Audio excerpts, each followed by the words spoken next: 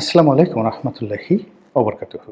সম্মানিত দর্শক, ডক্টর মোহাম্মদ ইউনূস এবং গং এই কথাটাই ব্যবহৃত হচ্ছে। ভারতীয় পত্রপত্রিকায় গত ১৭ মাস ধরে তাকে কখনোই ডক্টর ইউনূস বলেননি। তাকে টিটকারি করে বলা হতো মোহাম্মদ ইউনূস।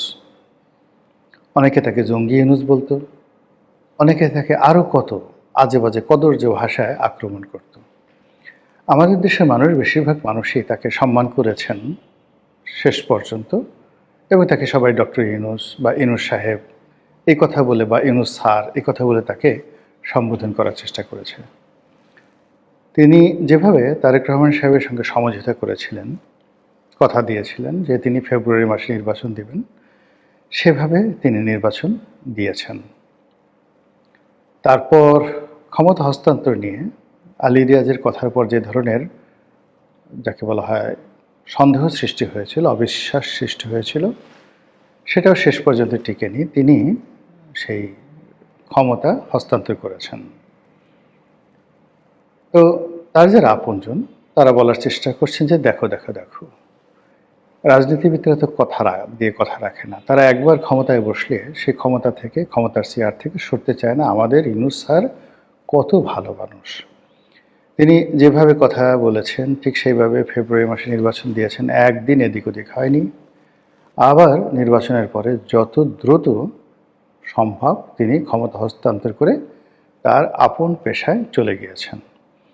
এবং তিনি যে তার আপন পেশায় চলে যাবেন এই কথা তিনি ক্ষমতায় থাকতে একাধিকবার বলেছেন।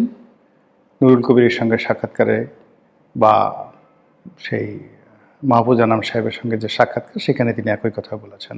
বিদেশি পত্রপত্রিকার সঙ্গে একই কথা বলেছেন যে আমি রাজনীতির মানুষ না, ক্ষমতার মানুষ না, পথ চলতে চলতে এসে গেছি, এতটা চিন্তা ভাবনা করিনি। তারা আমাকে বলল, আমিও চলে আসলাম, দেখি না কিছু একটা করা যায় কিনা, হলে ভালো, না হলে কি আর করার আছে, আসছি, চলে যাব।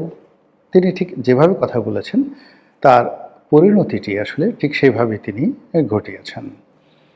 এখন আমরা কি তার প্রতি কৃতজ্ঞ থাকব যে জুলাই আগস্ট বিপ্লবের পরে যদি না আসতেন ডক্টর মোহাম্মদ ইউনূস, তাহলে বাংলাদেশে একটি দুর্ভিক্ষ হতো, বাংলাদেশে একটি জনযুদ্ধ হতো, এবং বাংলাদেশ নামক রাষ্ট্রের স্বাধীনতা, সার্বভৌমত্ব চলে যেত এবং একটি সিভিল ওয়ারের কবলে পড়ে দেশ তছনছ হয়ে যেত। কথা কি ঠিক তাই? এটা ডক্টর ইউনূসের যারা ভক্ত তারা বলেন, কিন্তু তার প্রতিপক্ষ যারা ইদানিং তারা সবাই বলার চেষ্টা করছেন যে ডক্টর ইউনূসের জায়গায় যদি রাম, শাম, যদু, মধু, লেদু, গেদু, ধলা তারা যদি আসতেন, তাহলে পরিস্থিতি এর চাইতে খারাপ হতো না। এই যে কথা, বড় বড় সাংবাদিকরা টেলিভিশনে সেই কথা বলছেন, খুবই জঘন্য কথা, খুবই আপত্তিকর কথা। মানে এখানে আপনি যদি ধরেন রাম, শাম, যদু, মধু যদি ধরেন, তাহলে সমাজের প্রান্তিক জনগোষ্ঠী, নাপিত, ধোপা, চণ্ডাল থেকে শুরু করে ম্যাথর, ঝাড়ুদার যারা রয়েছে, কাজের বুয়া, এই সমস্ত লোকদেরকে আমরা সাধারণত লেদু, গেদু, ধলা, রাম, শাম, যদু, মধু এই কথাগুলো দিয়ে বোঝাই। এখন যারা বলার চেষ্টা করছেন যে এই যে বুয়াকে যদি এনে বসিয়ে দেওয়া হতো, নাপিতকে যদি বসিয়ে দেওয়া হতো, তারপর মুসিকে যদি বসিয়ে দেওয়া হতো, তারাও যে ব্যাড পারফরমেন্স করতেন, সেটা ডক্টর মোহাম্মদ ইউনূস যে ব্যাড পারফরমেন্স করেছেন তার চেয়ে খারাপ হতো না। ইট মিনস ডক্টর মোহাম্মদ ইউনূসের জমানাতে যে অর্থনৈতিক দুরবস্থা তৈরি হয়েছে, যে মব কালচার হয়েছে, শিক্ষা দীক্ষার 12টা বেজেছে, ছেলেরা মেয়েরা রাস্তায় বের হয়ে পুরো সমাজকে যেভাবে অশান্ত করে তুলেছে, কিশোর গ্যাং যেভাবে বেড়েছে, প্রশাসনের সমস্ত চেইন অফ কমান্ড যেভাবে ভেঙে পড়েছে, এটা রাম, শ্যাম, যদু, মধু আসলেও এরকম হতো। আবার এটাকে যদি আপনি একটু ভিন্নভাবে নেন, তাহলে আপনি বলতে পারেন যে রাম, শ্যাম, যদু, মধুর পরিবর্তে যদি আম জনতা আসতো, অর্থাৎ ওই যে হান্নান মাসুদ, আম আদমি পার্টির, না, এই যে বাংলাদেশে আছে একটা পার্টি যেটা, যাকে সবাই আম তারেক বলে ডাকেন, সেই তারেক রহমান সাহেব ওই পার্টির প্রধান, তিনি যদি প্রধান উপদেষ্টা হতেন, তাহলে ওই যে যদু মধুর চাইতে তারা ভালো চালাতে পারতেন। It means doctor Mohammad Yunus, জনাব তারেক রহমান মানে তারেক রহমান যিনি এখন প্রধানমন্ত্রী তারেক রহমান না, আরেক তারেক রহমান আছেন বাংলাদেশে, তিনিও বাংলাদেশে যথেষ্ট বিখ্যাত তারেক রহমান। তিনিও প্রধান উপদেষ্টা হলে সেই আম জনতা দলের প্রধান হিসেবে তিনি তারেক রহমান বাংলাদেশকে ভালো চালাতে পারতেন। এটা আলোচনা হচ্ছে। আর যদি বলেন যে যোগ্যতম লোক যদি আসতেন, সত্যিকার অর্থে যোগ্য, দ্য লিডারশিপ কোয়ালিটি যাদের আছে, তারপর দেশপ্রেম আছে, তারা যদি ক্ষমতা আসতেন, তাহলে এই 17 মাসে আল্লাহ রাব্বুল আলামিন যেভাবে ডক্টর ইউনূসকে সুযোগ দিয়েছিল, সেই সুযোগ কোনো যোগ্যতম লোক পেলে বাংলাদেশের আমূল পরিবর্তন ঘটে যেত।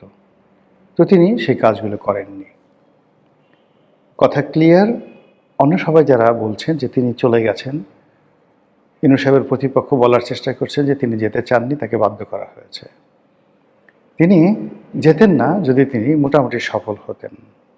আর তিনি একটি হট সিটের উপর বসেছিলেন এবং তিনি যে সকল কাজকর্ম করে গেছেন, যে সকল কাদা মাখিয়ে গেছেন, কলঙ্ক লেপন করে গেছেন, এবং তার সময়টিতে যত টাকা ছাপা হয়েছে, মুদ্রার মান যেভাবে কমেছে, আইন শৃঙ্খলার যেভাবে অবনতি হয়েছে, সেটি বর্তমান সরকারের পক্ষে সামাল দেওয়া রীতিমতো পোল সুরাত পার হওয়ার মতো ঘটনা। যদি পান থেকে চুন খসে, 19 থেকে 20 হয়, বিএনপির মতো দল, রাজনৈতিক দল তছনছ হয়ে যাবে। এবং জনাব তারেক রহমান সাহেবের সারা জীবনের স্বপ্ন, সারা জীবনের অর্জন এলোমেলো হয়ে যাবে। এর ফলে কি হলো, ডক্টর মোহাম্মদ ইউনূসের জমানার যে কর্মকাণ্ড, এগুলো নিয়ে এখন চুলচেরা বিশ্লেষণ হচ্ছে। সবচেয়ে সঠিক হচ্ছে তা নয়। আমাদের দেশে ক্ষমতা কেন্দ্রিক রাজনীতি, ক্ষমতায় থাকলে মানুষ একভাবে কথা বলে, আর ক্ষমতা চলে গেলে মানুষের মাথা খারাপ হয়ে যায়। তো সেক্ষেত্রে ক্ষমতা চলে গেছে ডক্টর মোহাম্মদ ইউনূসের, এখন তাকে কেন্দ্র করে কিছু মানুষের যে রাগ, ক্রোধ, ক্ষোভ, এটা যেভাবে আসছে, এতে করে ডক্টর মোহাম্মদ ইউনূস বিপদে পড়বেন। এবং আমাদের মতো কিছু লোক আমরা বলেছিলাম যে ওনার যখন ক্ষমতা চলে যাবে, ওনার গ্রামীণ ব্যাংক ভবন সমস্যায় পড়বে, ওনার ব্যবসা বাণিজ্যের সমস্যায় পড়বে, উনি নিজে সমস্যায় পড়বেন, ওনার আত্মীয় স্বজন থেকে শুরু করে ওনার যে পৈতৃক বাড়ি, ভিটা বাড়ি, সব কিছুই সমস্যায় পড়বে। এবং এখন আলামত দেখে সেই রকমই মনে হচ্ছে। তিনি যদি এই সময় হঠাৎ করে রাষ্ট্রপতি হয়ে যান, এবং এখন শাহাবুদ্দিন চুপ্পুর মতো রাষ্ট্রপতি নয়, আপার হাউজ হবে, এবং যেভাবে তিনি সেই যাকে বলা হয় জুলাই সনদে সব কিছু লিখে রেখেছেন, যেভাবে তিনি সংস্কার কমিটি করেছেন, ঠিক সেইভাবে যদি সব কিছু পরিবর্তন হয়, তাহলে হয়তো রাষ্ট্রপতি পদে থাকলে লোকজন বা সরকার কেউ তার বিরুদ্ধে যেতে সাহস পাবে না। আদারওয়াইজ তাকে কিন্তু সমস্যায় পড়তে হবে। তো এই অবস্থাতে যে তার বিরুদ্ধে মামলার কথা হচ্ছে, মোকদ্দমার কথা হচ্ছে, এটা বোধহয় থামবে না। এটা চলতে থাকবে, ব্যাপকভাবে চলতে থাকবে। বিভিন্ন মানুষ তাকে মামলায় জড়ানোর হুমকি দিচ্ছে। আমরা চাই এই বয়োবৃদ্ধ মানুষটি যেন বৃদ্ধ বয়সে বেইজ্জতি না হন। মহান আল্লাহ আমাদের সবাইকে হেদায়েত দান করুন এবং হেফাজত করুন। আসসালামু আলাইকুম ওয়া রাহমাতুল্লাহি ওয়া বারাকাতুহু।